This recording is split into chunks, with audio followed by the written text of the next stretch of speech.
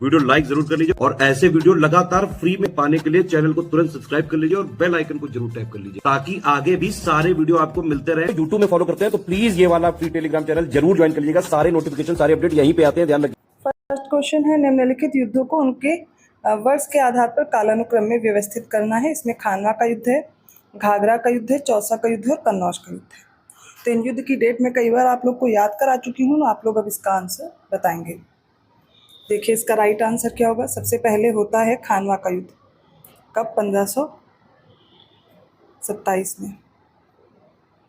फिर होता है घाघरा का युद्ध, ये कब हुआ? 1529 में। इसके बाद अगला हो जाएगा चौसा का युद्ध 1539 में।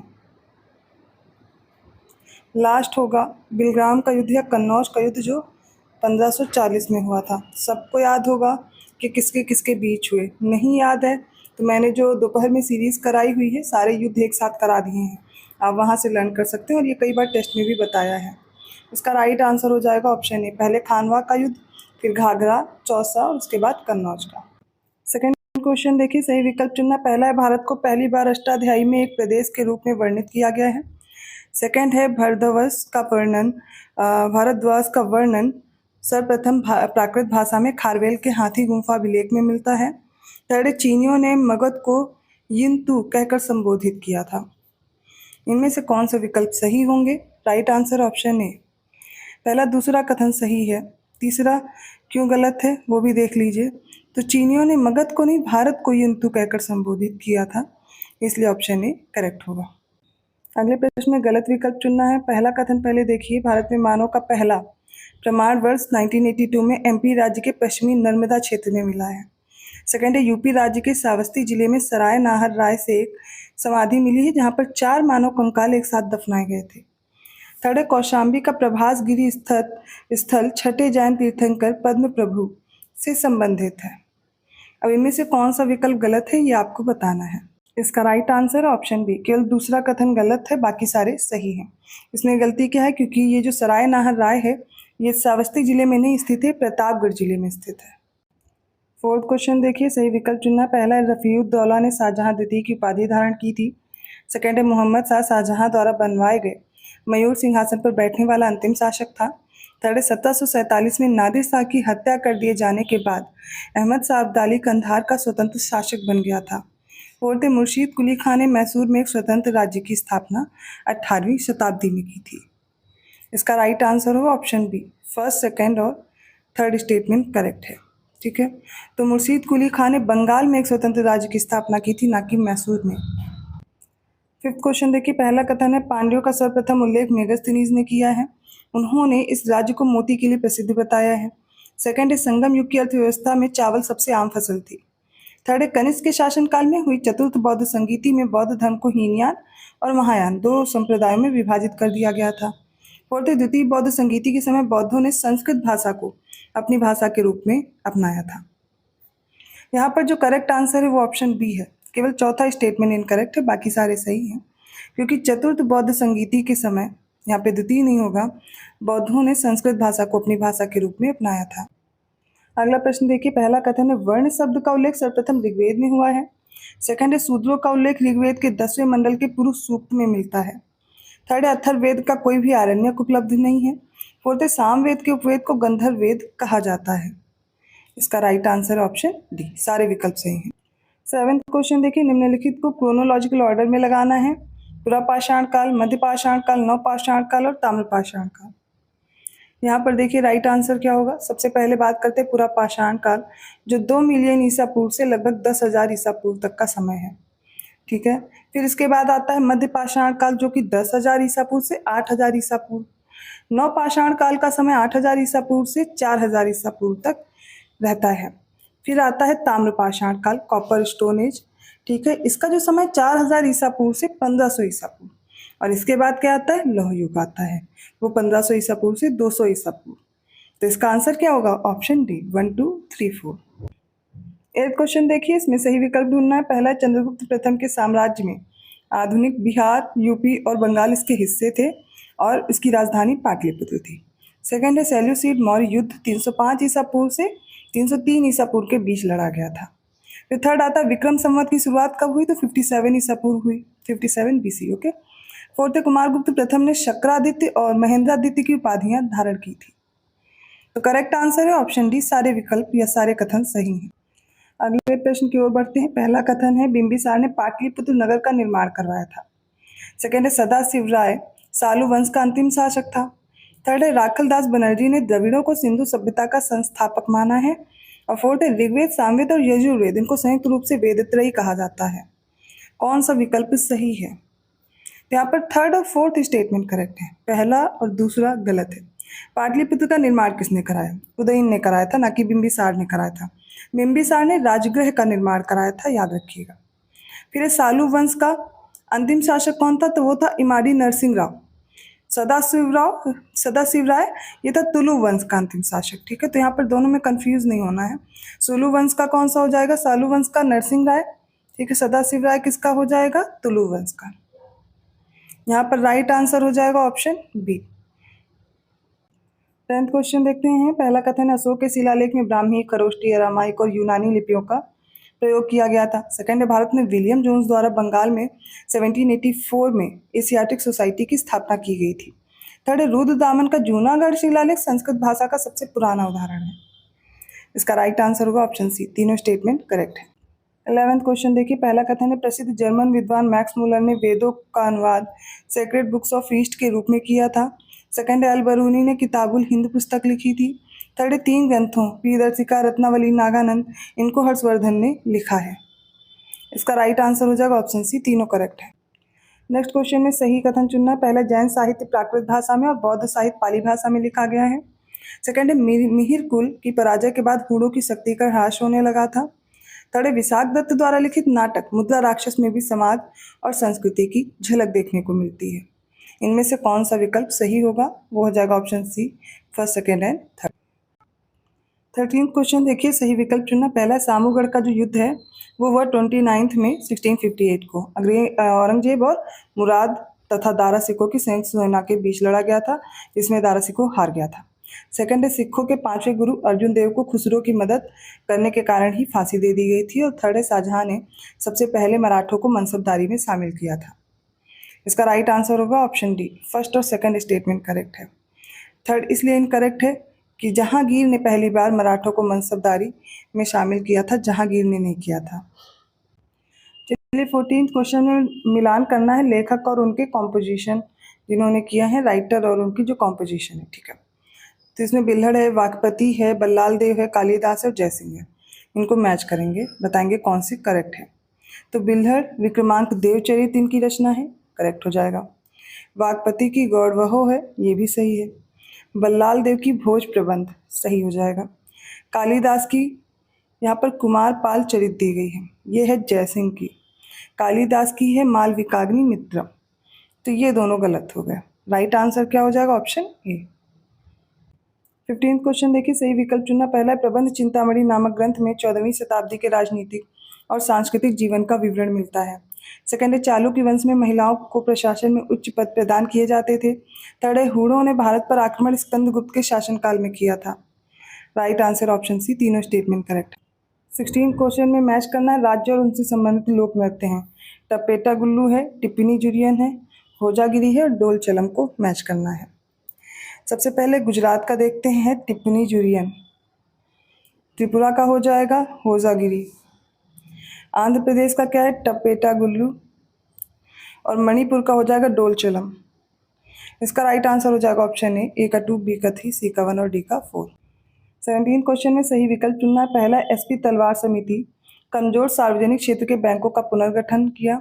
सेकंड है जो दामोदरन समिति बनी वो बैंकों में ग्राहक सेवाओं में सुधार के लिए।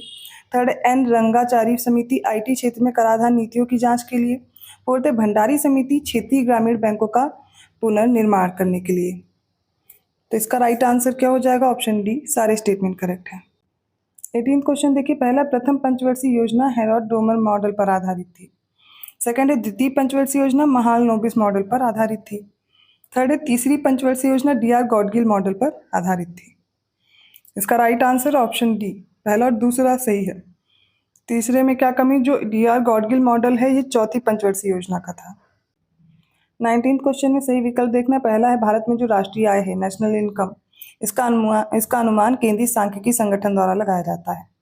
सेकंड है गरीबी हटाओ, इसका जो स्लोगन है वो 5वीं पंचवर्षीय योजना के दौरान गाया गया था या दिया गया था। थर्ड है 10वीं पंचवर्षीय योजना के दौरान सर्व शिक्षा अभियान शुरू किया गया था। इसका राइट आंसर हो जाएगा ऑप्शन डी। तीनों करेक्ट हैं। जो गरीबी हटाओ का नारा है 1971 में दिया गया था।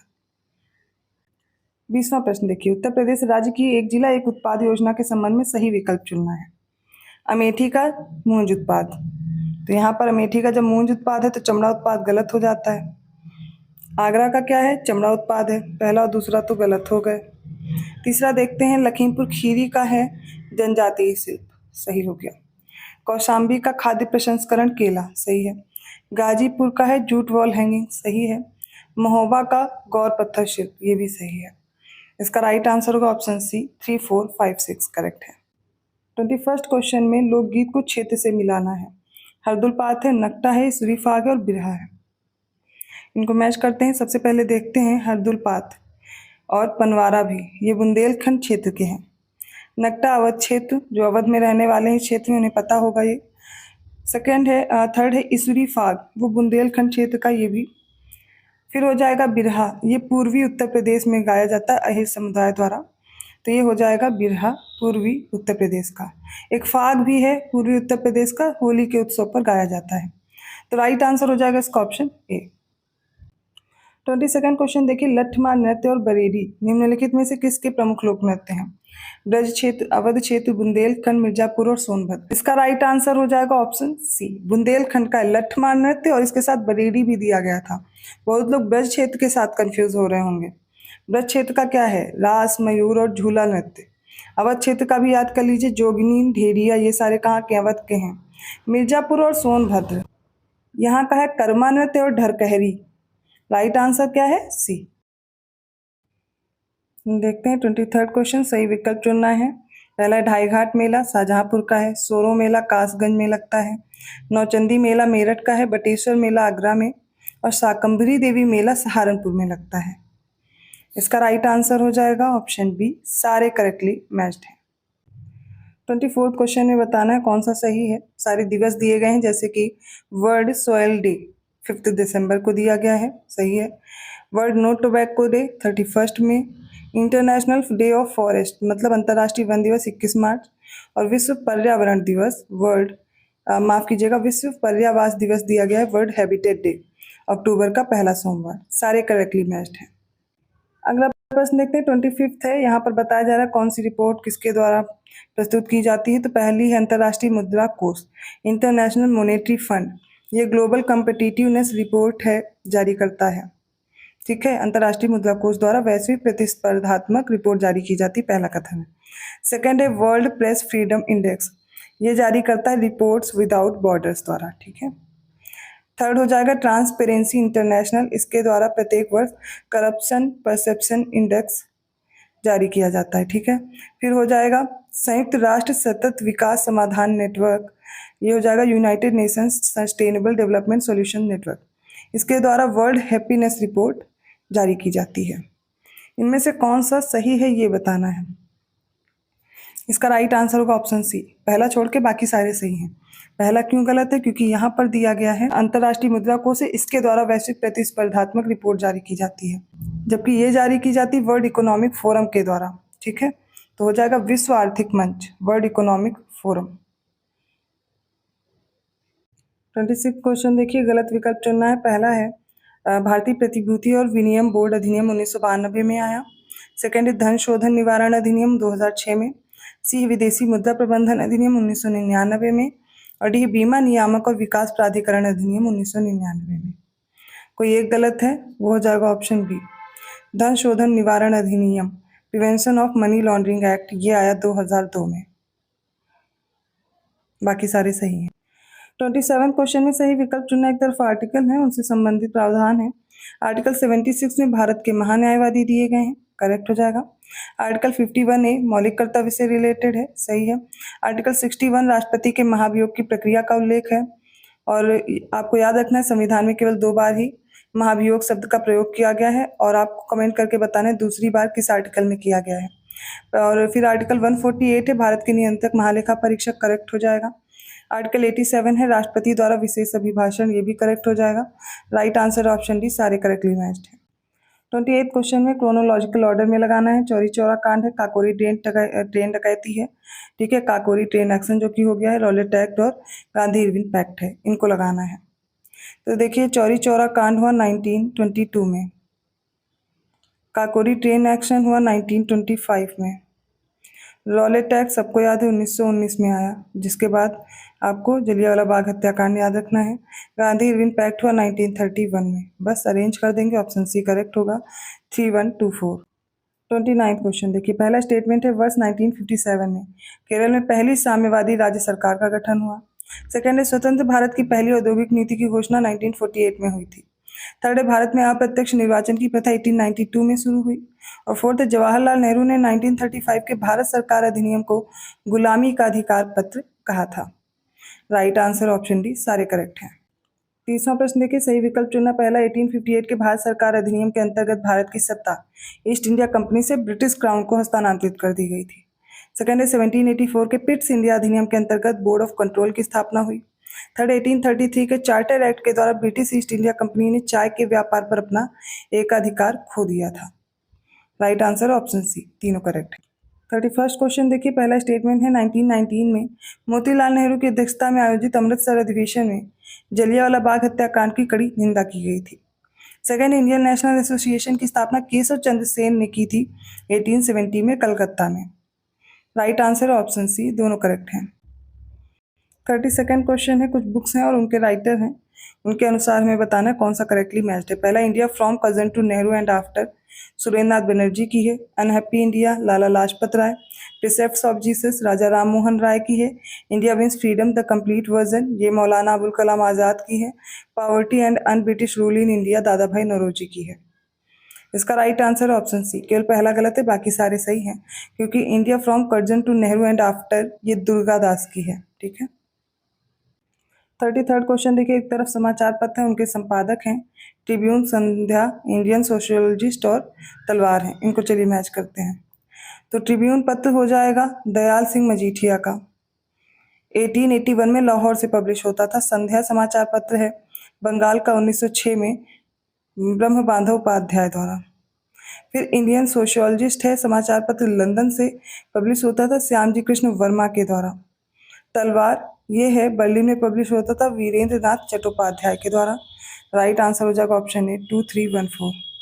34th क्वेश्चन देखिए, सही विकल्प चुनना। पहला, बाबा रामचंद्र के प्रयासों से 17 अक्टूबर 1920 में प्रतापगढ़ में अवध किसान सभा का गठन किया गया था।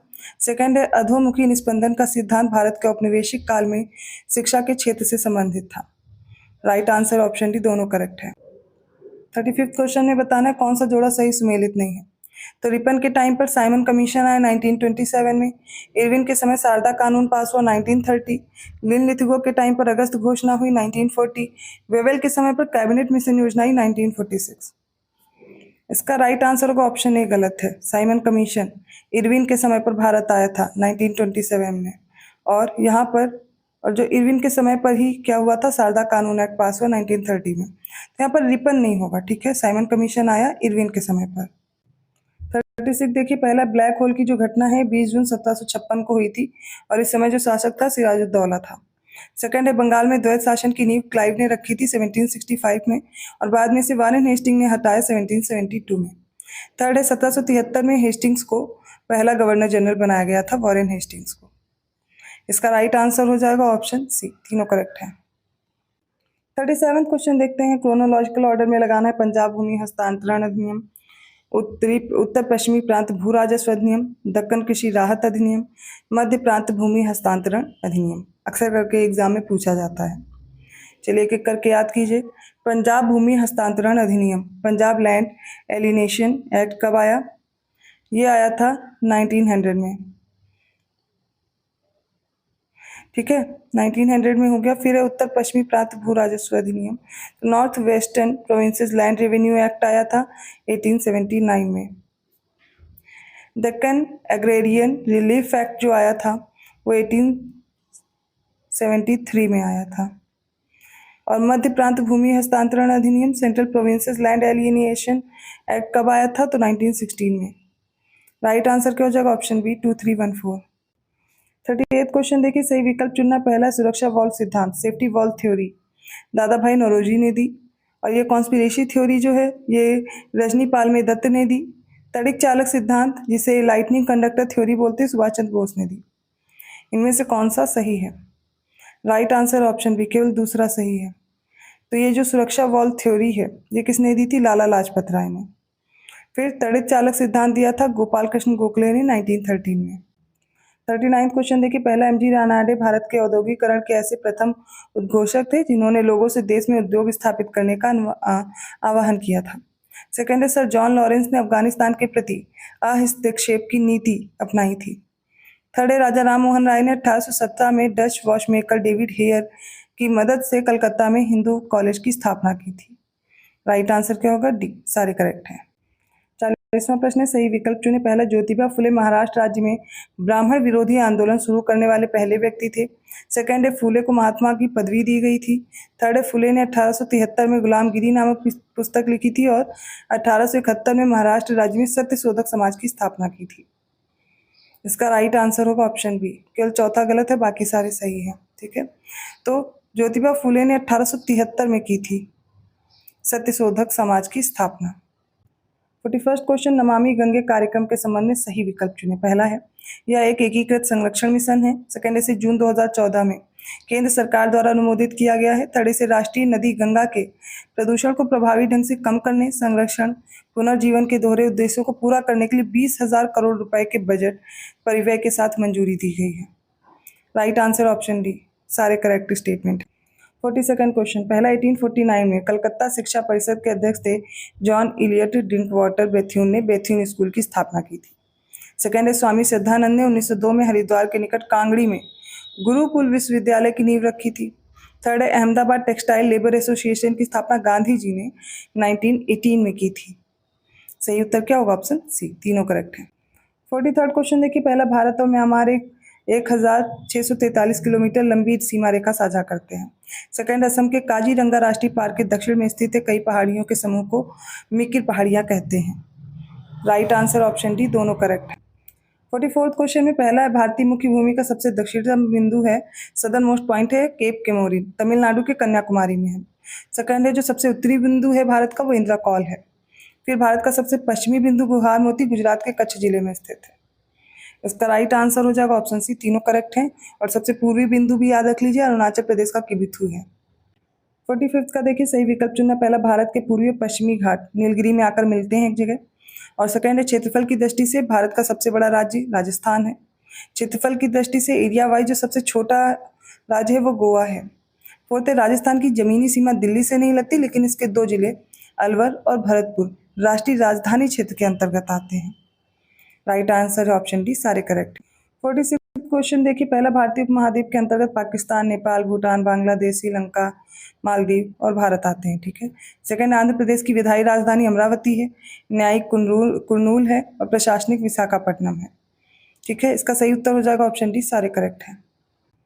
47 क्वेश्चन में देखिए, निम्नलिखित में से किन राज्यों में एक वर्ष में धान की 3 फसलें किसमें औस या औस, अमन और बोरो उगाई जाती है? सिक्किम, वेस्ट बंगाल, उड़ीसा।